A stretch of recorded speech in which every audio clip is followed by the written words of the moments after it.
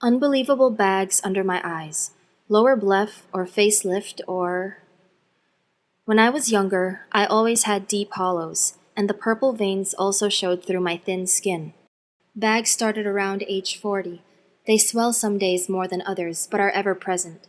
I had upper bleph 3 years ago and love the results, but lower bleph scares me. Thank you for your question.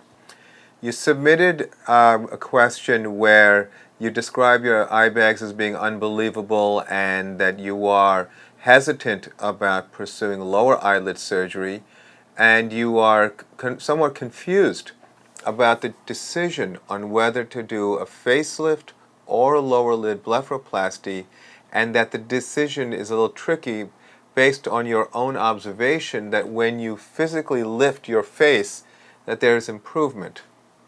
So, as a cosmetic oculofacial plastic surgeon specializing in facial aging surgery, for 20 years I do a lot of lower eyelid, upper eyelid surgery as well as face and neck lifts. So I can share with you my experience doing this for 20 years. First, let's understand that the lower eyelids and the upper eyelids are in a very unique space we would call the orbit. And although when you physically move everything, we call it the mirror lift, it may look better, but it is not at a level that is truly sustainable when you do aggressive facelifting. So, the short answer to your question is the lower eyelid procedure and the facelifting procedure are two separate procedures. Although there can be some secondary benefit to the lower eyelid by repositioning the cheek as occurs with a facelift, trying to change the lower eyelid position, tone, and overall appearance from a facelifting procedure is just not likely to succeed. The lower eyelid is a very complex structure, and I think that your hesitation is well founded. Again, as a specialist, I deal with patients who come from all over the world, many from the United States, where they've had lower eyelid surgery by board-certified plastic surgeons, and they have had severe lower eyelid retraction, skin loss, exposure. Their lower eyelid is disconnected from their outer corners, all kinds of things. Lower eyelid anatomy is fairly complex, and it's deceptive when people who have an understanding, when I say people I mean surgeons, who have an understanding but don't do this as a specialty, will sometimes get themselves in trouble because of the limitations of what they know. So the lower eyelid tone and position is so critical that you really should make this an important point in your decision-making process when you meet prospective doctors in choosing who to do your lower eyelid surgery. But separately from that, for the lower face and jowl area, a procedure such as a facelift or a face and neck lift is typically what we do.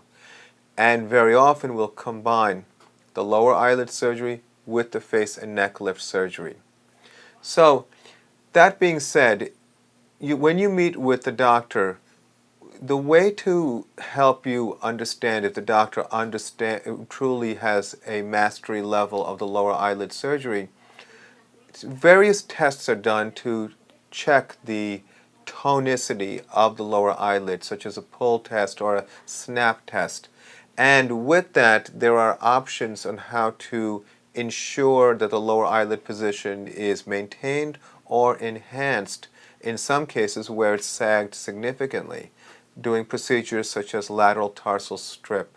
So when you are doing your consultations, you may decide whether to do them together, the procedures together that is, or to do them separately if you are that concerned. And it might be more practical for you with that level of anxiety to just do the lower eyelids first and make sure everything turns out right.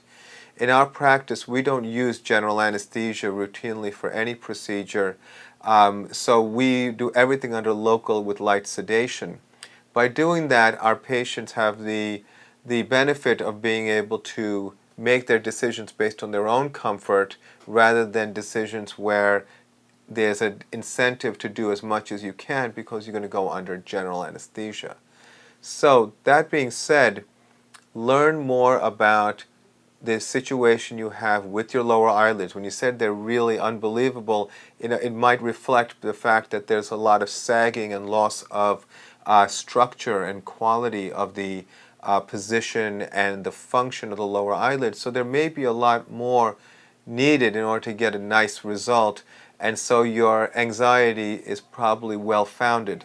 So that being said, meet with qualified, experienced cosmetic surgeons about your lower eyelids and the face and neck lift, and then once you feel comfortable, move forward and have these procedures done. I wish you the best of luck. I hope that was helpful, and thank you for your question.